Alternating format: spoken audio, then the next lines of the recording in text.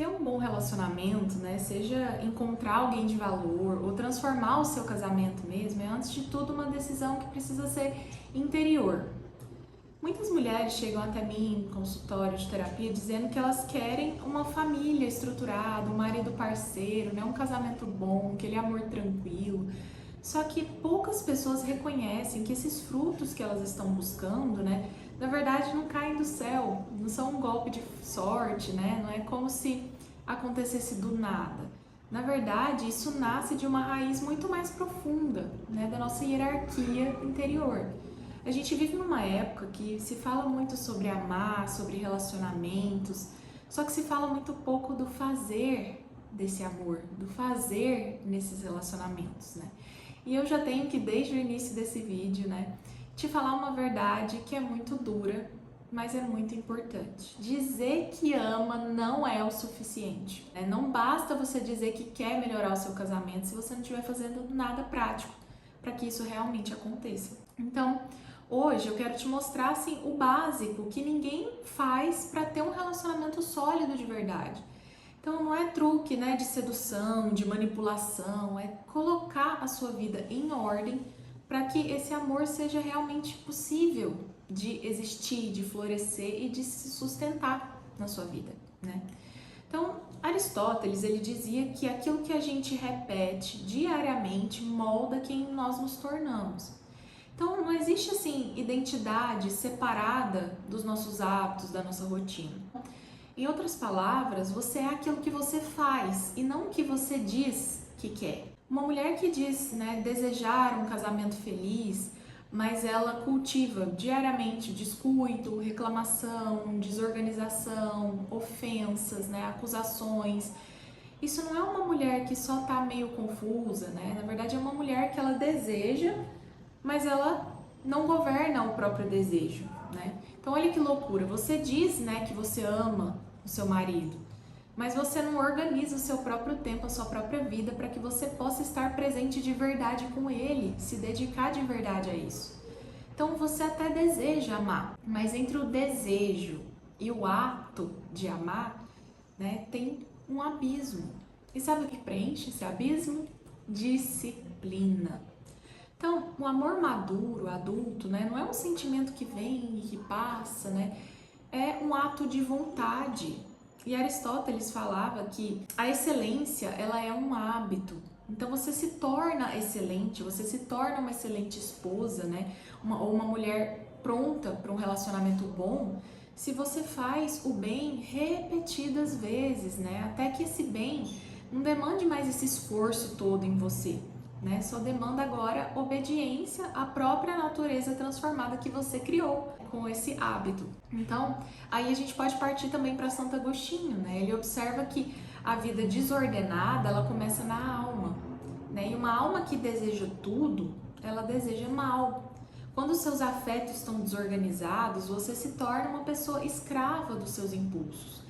Então você briga por qualquer coisa, você cobra atenção de forma muito infantil, ou então você fica buscando validação, né, lá fora, em outras coisas ou pessoas. E Agostinho vai chamar isso de viver disperso. E quem vive disperso nunca está presente, né? E sem presença não tem como ter intimidade real.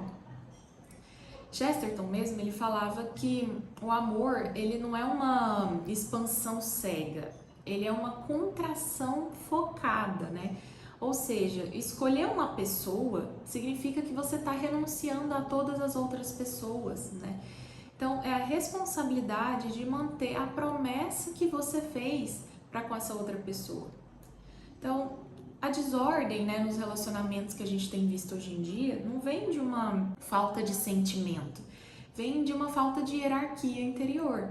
Então, se você não sabe o que é sagrado no seu casamento, você vai acabar se entregando para aquilo que é só urgente, né, no trabalho ou em qualquer outra coisa. Se você não sabe o que é essencial para sua família, você vai acabar sendo seduzida pelo que é mais confortável, como ficar, né, muito tempo ali no celular ou gastando tempo com coisas que não são o essencial para a harmonia da sua família. Então, muita gente quer vínculos profundos, só que na prática, né, pratica nos seus relacionamentos uma mentalidade assim utilitária, né? Relacionamentos descartáveis que são baseados, né, na utilidade do outro para a sua vida. Então as pessoas querem ser cuidadas, só que elas não querem cuidar, não querem fazer os sacrifícios necessários para isso. Então como é que a gente sai, né, desse mundo cheio de atalhos e a gente parte para a realidade? Como é que a gente transforma um eu te amo em ações concretas, né? Então eu trouxe hoje 10 hábitos que são básicos, né, que eles estão baseados assim em princípios sólidos de comunicação, de harmonia familiar, que quase ninguém faz, mas que isso tem o poder de realmente colocar o seu relacionamento em ordem. Vamos lá? O primeiro hábito é algo muito simples, que a maioria das pessoas ignora, mas é estabelecer um momento assim diário para você compartilhar 3 coisas que aconteceram no seu dia e principalmente como é que você se sentiu com relação a essas coisas que aconteceram. Então, por exemplo, não é só dizer, hoje eu fui na lotérica, né? É mais do que isso, é falar sobre o que aquela experiência, né, aquele momento, aquela situação gerou em você emocionalmente. Porque isso vai fazer com que vocês saiam do nível superficial de conversa, né, que é aquela conversa de repórter, hoje aconteceu tal coisa e etc. Não, vocês vão mergulhar para um nível de intimidade real. Né? Se você não tem tempo para conversar com seu marido, você não tem tempo para o seu casamento de verdade, né? E Santo Agostinho também diz que você só ama aquilo que você conhece. Se você não conhece os sentimentos do outro, como é que você espera amá-lo de verdade? E se o outro não conhece os seus sentimentos, como é que você espera que ele te ame de verdade?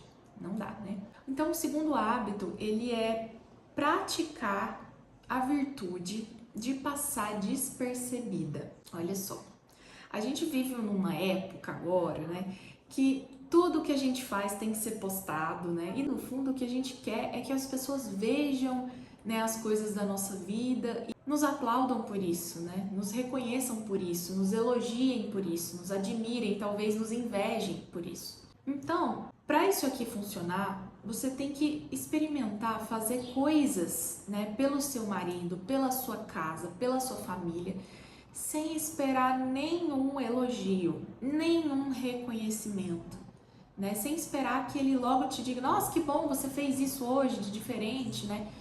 Não, sem cobrar nada disso da parte dele. Faça assim pelo simples amor ao serviço, amor à ordem da sua casa, amor à sua família. Isso educa o seu ego e mostra para você, te lembra que amor na verdade é doação, é caridade, não é uma troca comercial, não é sobre justiça, né? Sobre eu faço, você faz, né? Eu faço, você elogia, eu faço, você reconhece. Não, é doação, é entrega. E o terceiro hábito, então, é algo que as pessoas precisam muito entender. Parar de usar a palavra você para acusar e usar mais o eu para se expor, para ser vulnerável, para falar o que pensa, o que precisa. Então é trocar a acusação por vulnerabilidade. Então como é que é isso, né? Ao invés de você dizer, você nunca me ajuda, né? Preferir dizer, olha, eu me sinto sobrecarregada, eu gostaria muito de receber sua ajuda. Pronto, né? Quando você faz declaração na segunda pessoa, então você faz, você não faz, você nunca faz, tudo isso ativa ali a defesa, né? A sensação de necessidade de se defender na outra pessoa. A pessoa se sente atacada. E aí, quando uma pessoa se sente atacada, instintivamente ela pode reagir só de 2 formas. A primeira é fugir. Então, sabe quando você quer cobrar, reclamar, ter uma DR ali com a pessoa e ela te ignora, ela não entra na sua onda, muda de assunto e você não consegue falar sobre o que você queria? Porque essa pessoa está se sentindo atacada e está fugindo. A outra reação é o ataque, é a defesa, né? É a luta. Então, essa pessoa, como se sentiu atacada, ela vai te atacar de volta. Então, você foi com uma acusação, ela vem com outra acusação e aí vocês ficam trocando farpas. No final, ninguém entendeu e ninguém está disposto a ajudar ninguém. Então, quando você faz, pelo contrário, uma declaração na primeira pessoa, né? Eu me sinto assim, eu preciso disso, isso sim gera conexão. Porque aí o outro entende que ele não é o problema, na verdade ele pode ser a solução para o seu problema. E aí ele pode querer se mover, né, se movimentar para te ajudar e não brigar. Deu para entender? Então, o quarto hábito agora, né, ele é na verdade, assim, um resgate da cortesia básica no relacionamento. Eu sei que parece muito óbvio que eu vou falar aqui, mas é sério, dentro de casa é onde a gente muitas vezes é mais rude, é mais seco, frio com as pessoas. Então, o básico, gente, dizer, olha, por favor, né? Obrigada, me desculpa, bom dia, coisa que a gente aprende assim lá no primário, na escolinha, sabe? A falta dessa etiqueta doméstica, isso vai destruindo, né, o ambiente familiar. Então, comece a tratar o seu marido com a mesma educação, com a mesma cortesia que você trataria uma visita muito importante na sua casa. Porque essa grosseria, essa frieza, né, é um câncer na convivência, vai tornando a coisa muito mecânica, automática, fria. Não permita que isso aconteça mais na sua casa, tá bom? O quinto hábito, na verdade, ele é criar rituais de conexão. Então você usa isso para vencer aquela crise da rotina, né? De forma que a rotina de vocês ela não seja um tédio, né? Ela pode, no lugar do tédio, ser um refúgio para vocês, né? Algo que acalenta o coração de vocês diante de tantas coisas no dia a dia. Então vocês podem criar rituais que são assim sagrados. Por exemplo, sempre se beijar ao sair e ao voltar, né? Ou sempre tomar café da manhã junto no domingo, religiosamente. Ou sempre ir deitar no mesmo horário, né? Então são pequenos marcos no dia a dia que mesmo que naquele dia você não tá muito afim, é isso que vai impedir que vocês vivam como dois estranhos que só estão dividindo o aluguel. Então é muito importante, tá? O sexto hábito, ele é escutar para compreender o outro e não para responder. Então é uma escuta empática. Quando o outro estiver falando, parar de ficar ali, né, na mente formulando a resposta, né, a defesa e tal, uma mentalidade assim de advogado, sabe, que fica ouvindo o outro procurando as brechas para que ele possa usar aquele ponto contra, né, o outro e defender seu ponto de vista e, meu Deus, não é para ser isso, sabe?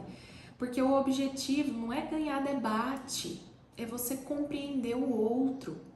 Então lembra do que a gente estava falando, né? Que você só ama o que você conhece? Então ouça com o objetivo de conhecer, de entender como o outro pensa, o outro sente, né? O que o outro acredita.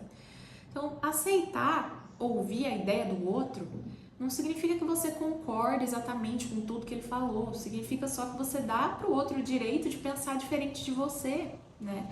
Então, quando vocês criam esse clima de que um pode falar para o outro o que ele pensa, falar inclusive aquilo que ele não fala para as outras pessoas, isso baixa a guarda, né? E acaba com aquela atitude defensiva que a gente falou, né? De fugir ou de lutar. Né? Você sente que você tem um porto seguro em casa, alguém com quem você pode compartilhar seus sentimentos e pensamentos, mesmo que o outro não concorde, que ele pelo menos vai te ouvir e te respeitar. Bom, e o sétimo hábito é, nossa, muito importante, é a virtude da discrição no lar, a proteção do seu lar. Então presta muita atenção nisso. O que acontece dentro ali na intimidade do casal tem que ficar entre o casal só. Então assim, para de ficar falando mal do seu marido para sua amiga, né, para sua mãe, no salão de beleza, sabe? A interferência das pessoas, principalmente familiar, começa quando você abre a porta, quando você dá acesso, você dá liberdade. Né? O seu casamento ele tem que ser um território sagrado, ele tem que ser protegido da opinião dos outros. É isso que vai construir confiança em vocês, né? Não vai gerar aquela dúvida, será, né, que ela tá falando mal de mim para os outros? Então, assim, não é que você nunca pode, né, se aconselhar, desabafar, pedir ajuda para outras pessoas. Pode sim. Só que quando é que você vai fazer isso? Aliás, com quem que você vai fazer isso é que é a grande questão, né? Faça com pessoas que realmente podem e querem te ajudar. Então faça isso com um terapeuta, um bom terapeuta. Faça isso com um diretor espiritual, tá? Ou com uma amiga, mas sabe aquela amiga sábia de verdade, que ela tá preocupada com o seu matrimônio, com a saúde do seu casamento, que ela vai te ouvir, vai te orientar, não passando a mão na sua cabeça, te falando o que você gostaria de ouvir, ficar do seu lado, mandar larga desse homem. Não, procura uma mulher sábia, que que vai saber te aconselhar de verdade, tá? Aí tudo bem. Agora, o 8º hábito, ele é transformar a reclamação em pedido. É aprender a diferença entre expor uma necessidade ou dar uma ordem, sabe? Então, na comunicação violenta, a gente aprende que por trás de toda reclamação, de toda queixa, tem uma necessidade que não está sendo atendida. Então, a primeira coisa, você vai identificar qual é a necessidade que não está sendo atendida, o que você precisa e não está acontecendo. E aí você vai usar essa informação para fazer um pedido claro e não uma exigência. Então, quando você fala, limpa a cozinha agora, isso é uma ordem, é uma exigência, é você sendo o general da casa. E quando você diz, olha, eu preciso de ajuda com a louça para eu descansar um pouco, isso é um pedido. Isso gera compaixão, isso gera conexão, né? E não revolta da parte do outro. Porque, como nós falamos lá atrás, ele sente que ele não é o problema, ele pode ser a solução. E quem é que não quer ser uma solução, né? Ao invés de ser um problema. Então, faça isso. Troque a ordem por expor a necessidade fazendo um pedido, tá? O 9º hábito, estamos quase encerrando. O 9º hábito é cuidar da economia do lar, é o alinhamento financeiro, né? A ordem no campo material. Então, economia aqui não é só sobre guardar dinheiro, economizar dinheiro. É sobre usar os recursos da família com sabedoria, evitar desperdício, né? Consumismo, que isso gera muito estresse no ambiente familiar. Crise financeira, na verdade, é uma das maiores causas, se não for a maior, né, de divórcio. Então é muito importante que vocês alinhem as expectativas, né, que vocês entendam que o dinheiro, ele é que deve servir a família de vocês e não ser o senhor da felicidade de vocês. Isso precisa estar muito bem resolvido. E o 10º hábito, né? O último, mas o mais importante. Mudança da sua mentalidade. Em que sentido? Tirar essa mentalidade de contrato e desenvolver uma mentalidade de aliança. Então, quando você enxerga o seu casamento como um contrato, você pensa assim, eu faço se o outro fizer. E se você enxerga o seu casamento, seu matrimônio como uma aliança, você pensa assim, eu faço porque eu prometi, independente do outro fazer ou não. Então, o amor maduro, ele é incondicional, tá? Se você condiciona o seu comportamento, o que você faz é o que o outro faz, você não tá amando, você tá negociando. E aí, o máximo que você vai conseguir é um sócio, não um marido, tá? Então, gente, é entender que casamento não é um doa 50, o outro doa 50. É você doa 100%. Porque amor não é sobre justiça, não é sobre o que é justo, não é sobre fazer conta certinho, é sobre caridade, é sobre doação. E quando você faz uma caridade, quando você doa ali uma esmola, sei lá, para um mendigo, você não espera nada em troca dele, você não espera a contrapartida igual da parte dele. Às vezes nem um obrigado você não recebe. E mesmo assim você doa, porque você entende que amar o próximo não é cobrar contrapartida, não é sobre justiça, sobre conta matemática, não é uma transação comercial, é doação, é caridade, tá? Então, foque no seu, no que você tem que fazer para honrar a sua aliança, tá? É claro que aqui eu não tô falando das exceções como violência doméstica, que você teria ali, então, que continuar fazendo independente. Não, isso é uma exceção e aqui a gente tá falando da regra, tá? Então, olhe para o seu relacionamento, para o seu casamento, para o seu matrimônio como um compromisso de aliança, porque é isso que vai dar a base, né, de segurança, que vai permitir o seu amor se enraizar, fortalecer, crescer e durar uma vida inteira, com a certeza de que nem você e nem o outro vai meter o pé, vai fugir, vai embora, vai abandonar a qualquer momento. Tá bom? Então, gente, se vocês repararem, nada disso que eu falei até agora exige dinheiro, condições especiais, né? Na verdade, tudo isso é assim o básico que qualquer pessoa pode fazer e é justamente por isso que quase ninguém faz. Então, quem volta nesse básico que eu falei acaba percebendo uma coisa curiosa, né? Que o que é bom de verdade demora. demanda esforço, dedicação, sacrifício, mais dura. E o que é muito fácil, muito confortável, como esses prazeres rápidos ou as brigas, né, impulsivas, sem pensar, isso acontece de forma rápida e vai dissolvendo, né, o vínculo, a intimidade de vocês com o tempo. Então, Aristóteles vai chamar isso de formação de caráter. Agostinho vai chamar isso de ordenação do amor. E nós aqui vamos chamar isso de maturidade, de harmonia familiar. Colocar, né, o seu relacionamento em ordem significa você fazer o que é necessário antes de fazer o que é confortável para você. É amar nas suas atitudes e não só nas suas palavras. Né? Se você realmente quer um amor de verdade, você tem que parar de buscar atalho. Voltar para fazer o básico ali, a fundação.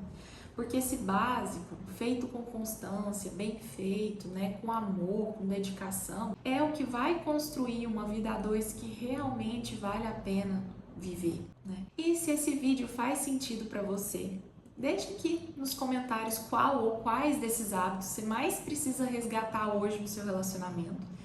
E não se esqueça de se inscrever no canal, curtir esse vídeo para acompanhar os próximos que virão, tá bom?